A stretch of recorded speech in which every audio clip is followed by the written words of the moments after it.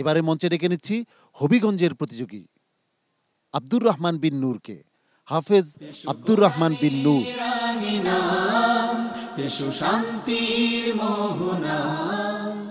আসসালামু আলাইকুম ওয়া রাহমাতুল্লাহি ওয়া বারাকাতুহু। ওয়া আলাইকুম আসসালাম ওয়া রাহমাতুল্লাহি ওয়া বারাকাতুহু। আব্দুর রহমান বিন নূর, আমি যে প্রশ্নটি বলবো ওখান থেকে তুমি পড়ে যাবে ইনশাআল্লাহ, নাকি? ইনশাআল্লাহ। আউযু বিল্লাহি মিনাশ শাইতানির রাজীম। ওয়ামা বিকুম মিন নি'মাতিন ফামিনাল্লাহ। আউযু বিল্লাহি মিনাশ শাইতানির রাজীম।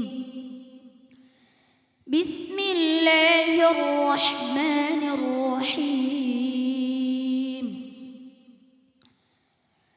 ওয়ামা বিকুম মিন নি'মাতিন ফামিনাল্লাহি সুম্মা ইযা মাসসাকুমুদ-দুররু ফাইলাইহি তাজআরুন।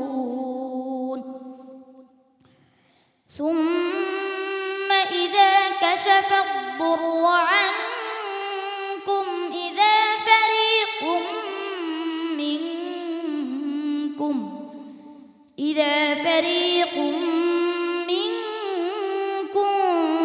بربهم يشركون ليكفروا بما آتيناهم فتمتعوا فسوف تعلمون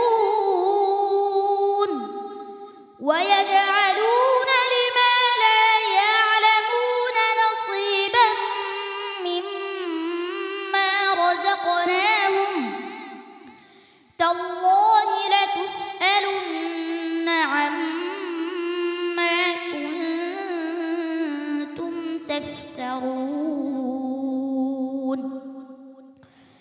ويجعلون لله البنات سبحانه ولهم ما يشتهون وإذا بشر أحدهم بالأنثى ظل وجهه مسودا وهو كظيم يتوارى من القوم من سوء ما بشر به أيمسكه على هون أم يدسه في التراب ألا ساء ما يحكمون للذين لا يؤمنون بالآخرة مثل السوء ولله المثل الأعلى وهو العزيز الحكيم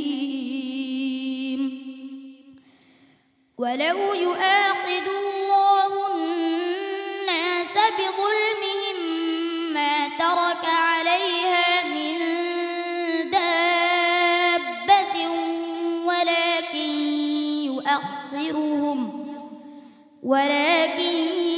يؤخرهم إلى أجل مسمى فإذا جاء أجلهم لا يستأخرون ساعة ولا يستقدمون حسبك صدق الله العظيم শেখ ফখরুল হুদা, আপনার কাছে কেমন লেগেছে প্রতিযোগীর তেলাওয়াত? মাশাআল্লাহ মাশাআল্লাহ, মনোমুগ্ধকর তিলাওয়াত ছিল। মাশাআল্লাহ, সুন্দর পড়ছিল, সাহস নিয়ে পড়ছিল। খুব সূক্ষ্ম মুলাহাদা আছে, সেটা হলো খা যখন মাকসুর হয়, জেরওয়ালা হয়, তখন তার পুরের মাত্রা হয়ে যায় আংশিক। ওটা খেয়াল রাখবা। এটা এইভাবে শিখেছো, বাকি তুমি খুব সুন্দর পড়েছো। এগিয়ে যাও, ইনশাআল্লাহ আমি তার ভালো করবো। মোহতারাম আবু ইউসুফ, আপনার কাছে কেমন লেগেছে? জি মাশাআল্লাহ, আব্দুল্লাহ বিন নূর বরাবরই ভালো তেলাওয়াত করে, আজকেও তার ব্যতিক্রম নয়। আমার কাছে অনেক ভালো লাগছে।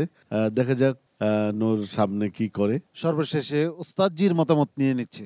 আজকের এই পর্বে যেমন তেলাওয়াত আশা করেছিলাম, আলহামদুলিল্লাহ সে সেইভাবে তেলাওয়াতটি উপহার দিয়েছে, আল্লাহ শুকর। আর তাফাসসি শিনটা আরো সুন্দর করে উচ্চারণ করতে হবে, হ্যাঁ ইনশাআল্লাহ।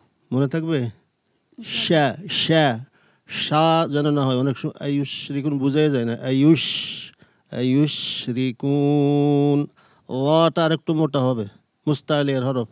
বিলুল বিলুল মিহিম বিলুল মিহিম, মনে থাকবে। আরো সুন্দর হবে ইনশাআল্লাহ, এগিয়ে যাও। আমাদের অতিথি বিশ্বজয়ী হাফেজ তানবীর আহমদ। আলহামদুলিল্লাহ, আব্দুর রহমান বিন নূর, তার তেলাওয়াত শুনে আমার মনে চাচ্ছে আমি তাকে একটু দাঁড়িয়ে সম্মান জানাই। আমি তার জন্য দোয়া করি আল্লাহ তাআলা তাকে শেষ পর্যন্ত এগিয়ে নিয়ে যান এবং বিশ্বের দরবারে যেন তার এই সুন্দর কণ্ঠের তেলাওয়াত যেন সে উপস্থাপন করে আসতে পারে। আল্লাহ তাআলা তাকে সেই তৌফিক দান করেন। আব্দুর রহমান বিন নূর চটপটে এই শিশু একদিন বিশ্ব জয় করবে, এ প্রত্যাশা আমাদের। অনেক অনেক দোয়া এবং ভালোবাসা আব্দুর রহমান বিন নূরের জন্য। আসসালামু আলাইকুম ওয়া রাহমাতুল্লাহি ওয়া বারাকাতুহু।